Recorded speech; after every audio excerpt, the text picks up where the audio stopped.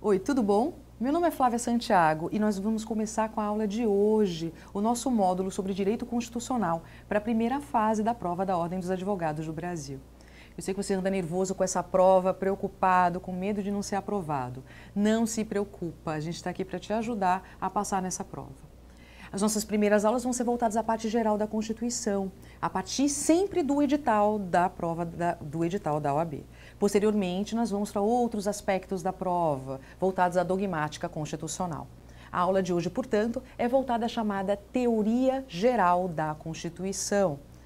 As construções teóricas em torno do direito constitucional que permitem a todos nós estudarmos toda e qualquer Constituição. E mais, claro que avançaremos sobre a história do direito constitucional brasileiro, enfim, para tentar, a partir desses pressupostos, compreender melhor a nossa Constituição. Bem, começaremos, portanto, estudando a Constituição. E com isso, eu preciso de um conceito inicial de Constituição. E é esse conceito de Constituição que nós vamos ler juntos aqui no slide. Vamos até ele.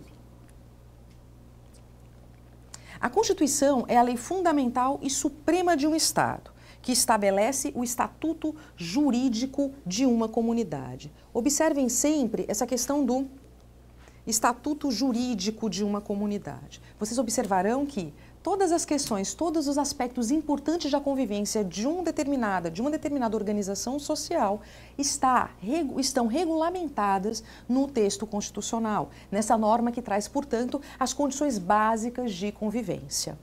Ela é considerada uma lei fundamental e suprema de um Estado, porque é a lei mais importante, é a norma mais importante de um determinado ordenamento jurídico.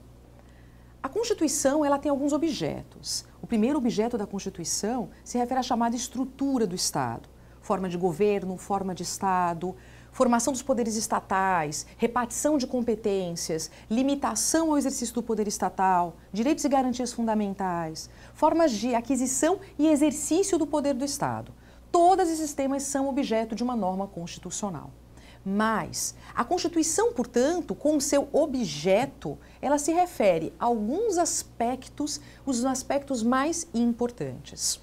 Tanto os aspectos chamados de formais ou procedimentais, forma do exercício do poder, como aspectos materiais, a limitação do exercício do poder, que é a função básica das constituições a partir do chamado constitucionalismo moderno.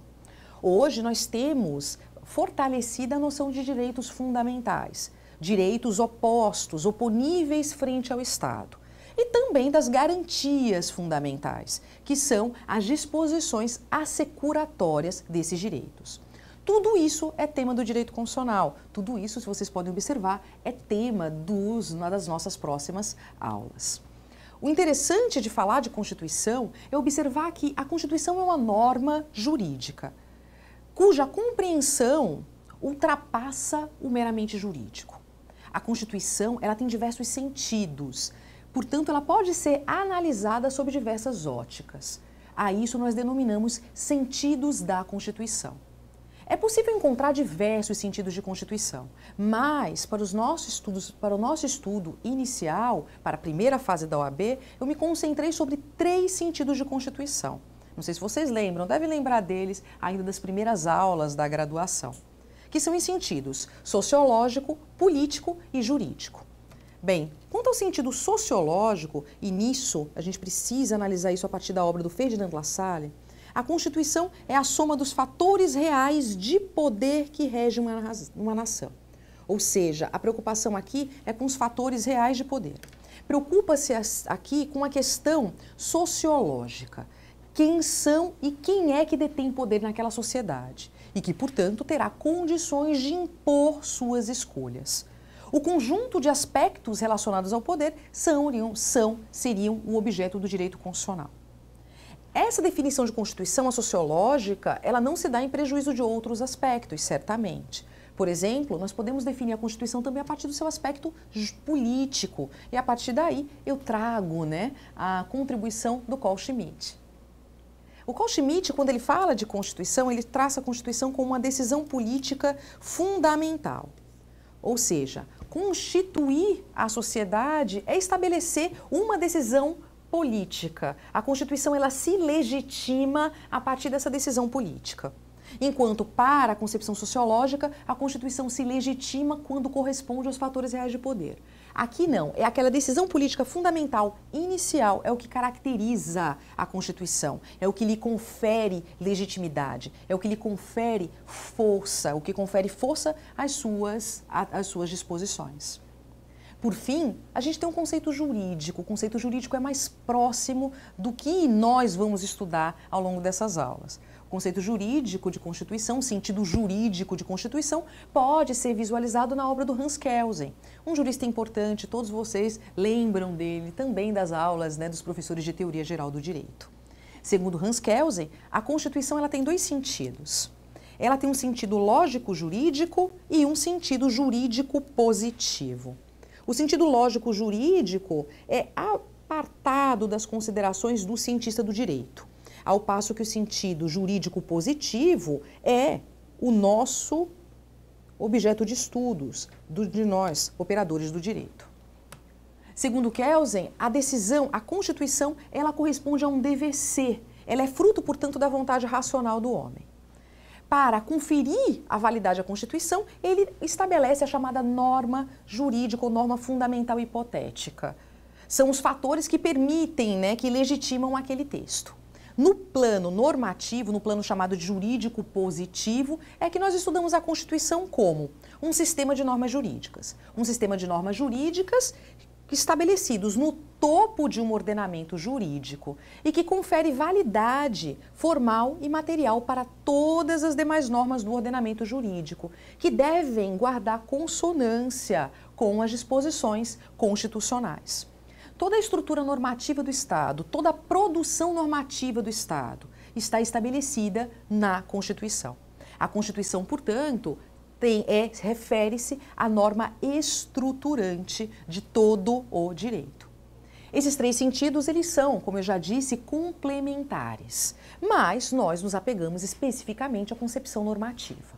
Em outras fases, em outras provas, avaliações, nós talvez em outros momentos nós podemos discutir o conceito cultural, o conceito normativo, funcional de Constituição, ou seja, outros sentidos de Constituição. Para a primeira fase da OAB, eu vou me concentrar sobre esses três. Além dos sentidos de Constituição, falar de Constituição também significa falar, nessa teoria geral, né, da Constituição, de diversas formas de estabelecimento de uma Constituição num dado ordenamento jurídico. Estudar essas diversas possibilidades de formatação de um texto constitucional é objeto de um estudo que vocês também conhecem, o estudo da classificação das Constituições. A classificação das Constituições, ela nos permite entender melhor a Constituição, que é o nosso objeto de estudos. No caso, a Constituição Brasileira de 1988. Mas é importante ver como existem outras formas de se fazer um texto constitucional. São estabelecidos, portanto, critérios e a partir desses critérios nós podemos classificar uma Constituição. O critério básico, o primeiro critério, é o da origem da Constituição. E nesse sentido, como vocês vão ver aqui no slide, as Constituições elas podem ser outorgadas ou promulgadas. Outorgadas versus promulgadas. A nossa atual norma, ela é promulgada. As Constituições outorgadas, elas são fruto de uma decisão política de um determinado detentor de poder, que reúne condições de impor essa Constituição à sociedade. Essa Constituição outorgada, ela é fruto, portanto, da vontade de um determinado agente político ou de um grupo político. E geralmente a Constituição outorgada, ou ela é fruto de um processo ditatorial, ou de uma revolução, de um golpe de Estado que inaugura uma nova ordem e, para fundamentar essa nova ordem, estabelece uma Constituição. Já no que se refere às chamadas Constituições promulgadas, elas são fruto de uma deliberação. Geralmente essa deliberação ocorre sob a forma de uma Assembleia Nacional Constituinte. Nessa Assembleia Nacional Constituinte, há os representantes do povo, os representantes dos diversos grupos sociais, reúnem-se para discutir e estabelecer essas futuras normas, as normas constitucionais. Por isso que as constituições promulgadas são tidas também como constituições democráticas ou populares. Geralmente esse exercício ocorre sob a forma de uma Assembleia Nacional Constituinte. Em algumas situações é possível que essas decisões dessa Assembleia estejam sujeitas à aprovação posterior popular. Não foi assim que aconteceu aqui no Brasil, não, mas é um exemplo de Constituição promulgada. O segundo critério de classificação das constituições, como a gente vai ver agora aqui no slide, se refere à forma da Constituição, a forma sob a qual o texto vai ser estabelecido. E as constituições, nesse sentido, elas podem ser escritas ou não escritas. As constituições escritas, elas são sistematizadas num documento, ao passo que as não escritas, elas são fruto de uma evolução histórica, geralmente. Elas são produto de usos, costumes constitucionais, valores, jurisprudência, convenções sociais e, eventualmente, até textos, mas textos difusos. Então, muito cuidado com essa classificação. Não necessariamente uma Constituição não escrita não dispõe de nenhum texto, né? Nenhuma norma que ampare, né? Que traga, que estabeleça suas disposições. Pode haver um texto, mas esse texto ele é difuso, são diversos textos. Ao passo que a escrita é melhor visualizada, é melhor relacionada com uma noção de codificação. Uma Constituição escrita, ela é codificada, ela é traduzida num determinado documento, num documento solene, denominado de Constituição. O terceiro critério se refere ao modo de elaboração das Constituições. O slide mostra pra gente, olha, que essas Constituições elas podem ser dogmáticas ou históricas. As Constituições elas são dogmáticas quando elas são fruto de uma determinada deliberação, um determinado momento da vida política de uma comunidade em que se estabelece aquele texto. As constituições históricas não, por isso que elas são chamadas de constituições costumeiras ou consuetudinárias. Não sei se vocês lembram, né, dessa expressão, né? Os professores de história gostam muito dela. Elas são fruto, portanto, de um amplo processo, de um longo processo de amadurecimento daqueles costumes, daquelas normas, enfim, daquele processo de incorporação da Constituição à realidade de um povo. O exemplo clássico que sempre se dá de evolução de Constituição histórica é o caso da Constituição inglesa, a Constituição da Inglaterra, fruto de um longo processo de séculos e séculos, né, de amadurecimento dos costumes constitucionais naquela sociedade. Os próximos critérios são os critérios, e esse é importantíssimo, é o chamado critério quanto ao conteúdo. As constituições, elas podem ser classificadas quanto ao seu conteúdo. E elas podem ser classificadas como constituições materiais ou constituições formais. A distinção entre o que é material e o que é formal pode ser localizado, pode ser definido naquela definição dos temas, das questões que são objeto de uma Constituição.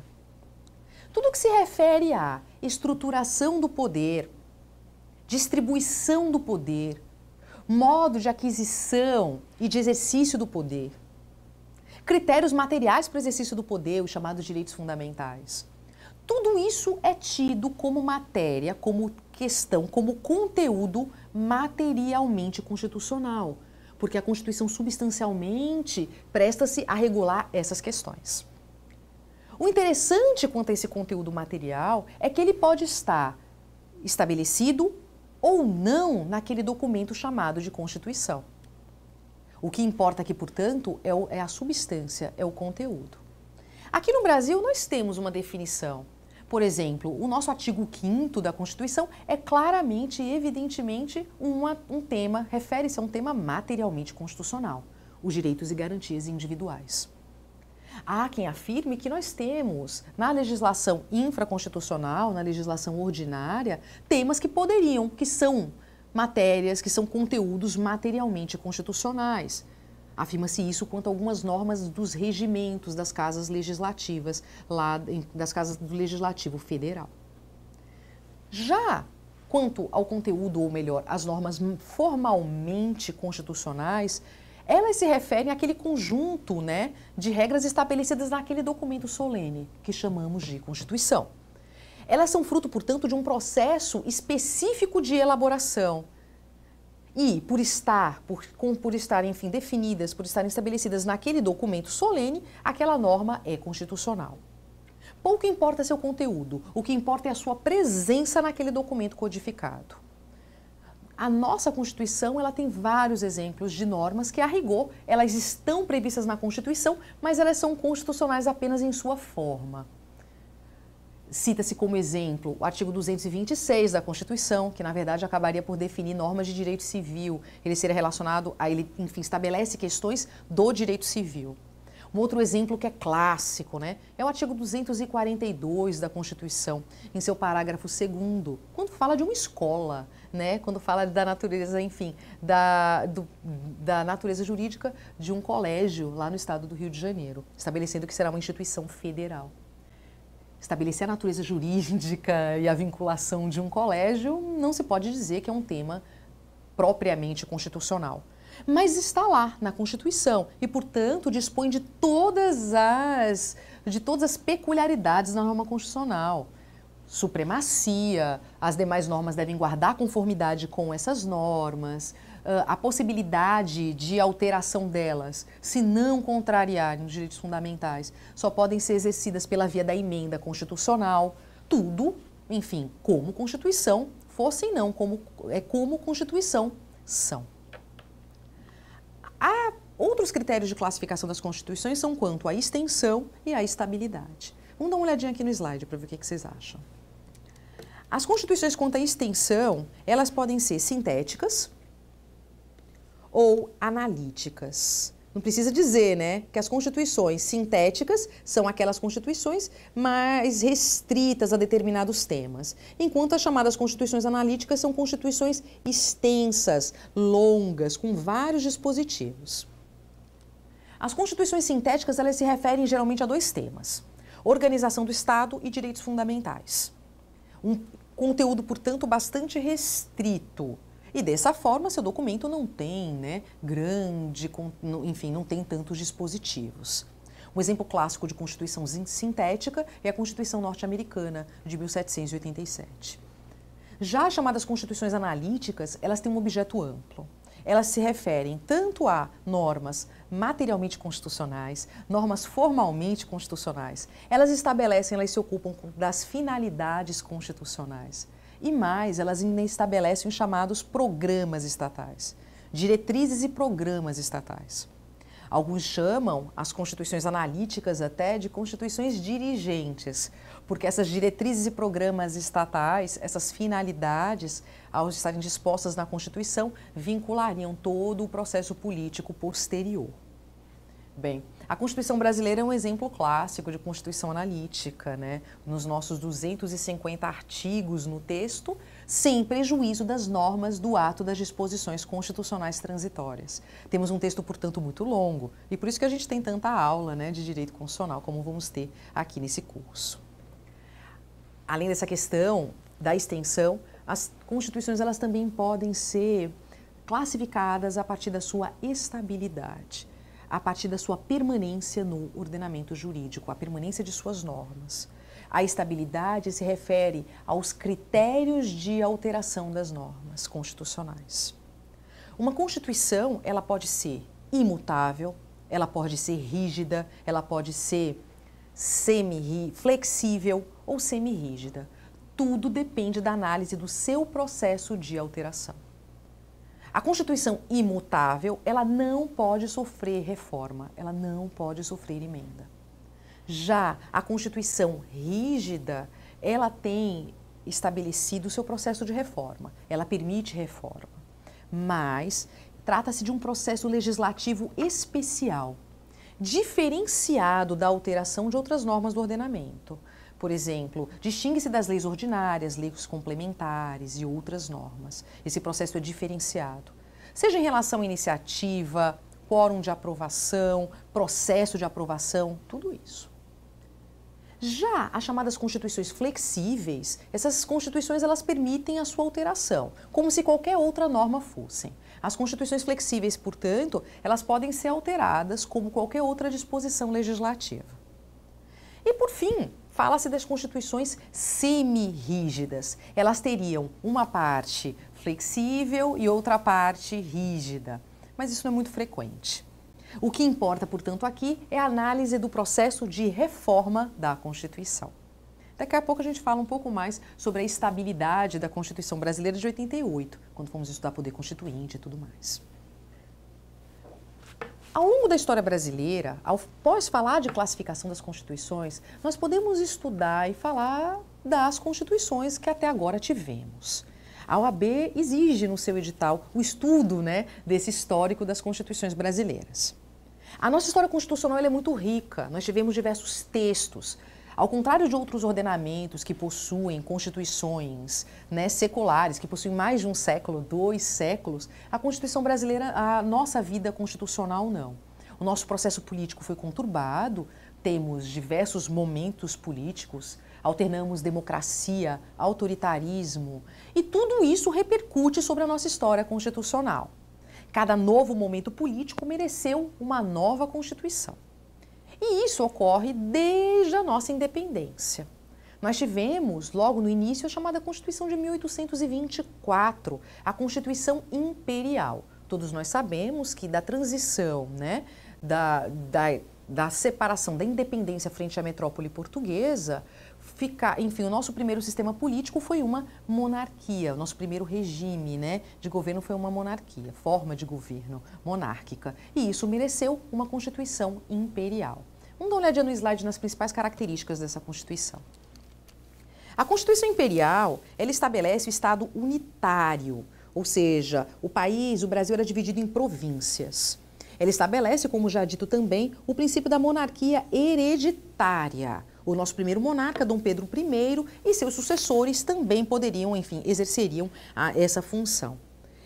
Ela tem a característica também de distribuir os poderes em 4 poderes: executivo, legislativo, judiciário.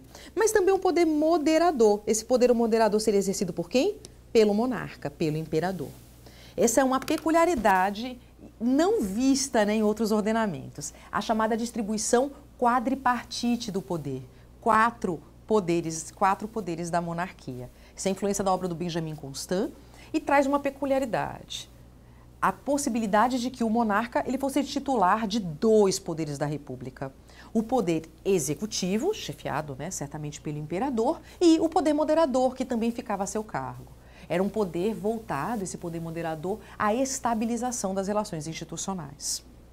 Além dessas características, a nossa Constituição ela estabelecia, ela é uma Constituição liberal, a nossa primeira Constituição, claramente influenciada pelo constitucionalismo liberal, mas, como toda Constituição liberal, ela estabelecia as eleições de caráter indireto e mais, estabelecia que o voto seria censitário. Portanto, só poderiam votar cidadãos que, que alcançassem uma determinada renda. Ou seja, não era uma Constituição democrática nos moldes hoje conhecidos. E mais, ela excluía o voto de analfabetos e das mulheres, nossa primeira Constituição. Interessante que a nossa Constituição também ela era semirrígida, o primeiro caso de Constituição brasileira semirrígida. Ela tinha uma parte flexível e uma parte rígida que tinha um processo diferenciado de alteração. Essa primeira Constituição ela demorou, ela teve uma vigência longa. Ela permaneceu no nosso ordenamento de 1824 a 1891. Uma pausa só porque eu disse que a Constituição ela foi vigente em nosso ordenamento. É importante lembrar que a Constituição, na verdade, ela inaugura uma nova ordem jurídica. Então, a ordem jurídica da Constituição de 1824, ela perdurou até 1891. Com uma mudança, com uma ruptura, que foi a transição da monarquia para a república. A Constituição de 1891, portanto, a nossa segunda Constituição, é uma Constituição republicana. E, como republicana, ela foi inspirada na República mais conhecida de então, ao modelo republicano que então se conhecia, que era o modelo republicano norte-americano. E nós perceberemos nas principais características dela uma forte influência, né, da Constituição norte-americana. Não por acaso, essa Constituição é a Constituição da República dos Estados Unidos do Brasil, de 1891. Ela estabelece a República, é a terceira vez que eu digo isso, ela estabelece a federação, ou seja, o nosso sistema federal foi inaugurado com essa Constituição. Ela estabelece uma república presidencialista, ou seja, o chefe de governo e de Estado é o presidente da República, modelo que é característico, né, da nossa vida, e ela estabelece 3 poderes: executivo, legislativo e judiciário. Essa Constituição, ela que inaugurou, né, nesse nosso primeiro momento republicano, ela foi substituída em 1934 pela Constituição também dos Estados Unidos do Brasil. A Constituição de 1934, ela é uma Constituição que aderiu ao chamado constitucionalismo social. Então ela traz, ao lado de disposições materiais, como direitos fundamentais, individuais, garantias, estruturação do poder, ela traz uma ordem econômica e social. Ela se preocupa com temas, portanto, como educação, família, cultura. Ela também inovou a de 1934, quando estabeleceu o voto secreto e permitiu o voto das mulheres. Na verdade, estabeleceu o voto obrigatório, né, de todos, inclusive dos maiores de 18 anos. A Constituição de 1934, que é um texto bem interessante, ela perdurou 3 anos. Ela foi substituída pela Constituição de 37, a Constituição do Estado Novo. A nossa Constituição autoritária, a nossa Constituição outorgada. A Constituição de 1937, como toda Constituição outorgada, ela fortalece o Poder Executivo, ela condiciona o exercício dos direitos e garantias fundamentais ao bem público, ela traz a possibilidade de supressão dessas garantias no estado de emergência. Ou seja, ela garante esses direitos, diz que eles serão, enfim, são condicionados pelo bem público e que podem ser suprimidos em hipótese de estado de emergência. Mas e no final da Constituição, a própria Constituição institui um estado de emergência, ou seja, ela suspende, ela suprime temporariamente esses direitos. Essa Constituição, repito, é uma Constituição claramente autoritária. Ela perdurou até 1946. Na verdade, né, de 1938 a 1945, o mundo passou pela Segunda Guerra Mundial. E os regimes autoritários, né, da década de 30, enfim, caíram após a Segunda Guerra Mundial. No Brasil não foi diferente. E em 46, nós tivemos uma Constituição que restaurou a ordem democrática. A Constituição de 46 ela é promulgada. E ela reproduz muitas das normas da Constituição de 34. E outras também assim permanecem. A Constituição de 46, alguns conseguem visualizar semelhanças dela com a Constituição de 88. A Constituição de 46, infelizmente, ela não impediu a instauração, né, de uma ditadura militar na década de 60. E aí nós tivemos, né, primeiro o golpe militar de 64, posteriormente uma nova Constituição, que é a Constituição de 67. A Constituição de 46, desde o primeiro ato institucional, o ato institucional número 1, ela tinha uma convivência complicada com esses atos, né, do poder executivo de então, do poder revolucionário, como eles se autodenominavam. Em 67 foi necessário fazer um novo texto. Essa Constituição de 67, ela concentra poder decisório no poder executivo, que pode legislar sobre segurança, orçamento, ela centraliza competências na União, ela restringe direitos e garantias, por exemplo, restringe o direito de greve, permite a pena de morte em casos de segurança nacional, estabelece eleições indiretas para presidente da República com mandato de 5 anos. É uma Constituição, verifica-se, né, típica de uma ditadura. Ela foi, posteriormente, objeto de uma emenda, a emenda constitucional número 1, que foi decretada pelos chamados ministros militares no exercício da presidência da República. Afirma-se que essa emenda constitucional número 1, na verdade, ela seria uma nova Constituição. Essa emenda, ela estabeleceu, mudou o nome, né, da Constituição, afirmou que ela seria a Constituição da República Federativa do Brasil. E estabeleceu, enfim, a possibilidade de que o exercício da presidência se desse por uma junta militar. Essa Constituição, ela só veio, enfim, teve um longo período de vigência, né, e veio a ser substituída pelo nosso objeto de estudos, que é a Constituição de 1988. Analisar esses textos nos permite algo, né? Nos permite entender melhor a nossa história até chegarmos à Constituição de 1988, que é objeto, enfim, dos nossos próximos papos sobre direito constitucional. Bem, vamos para as próximas aulas daqui a pouquinho.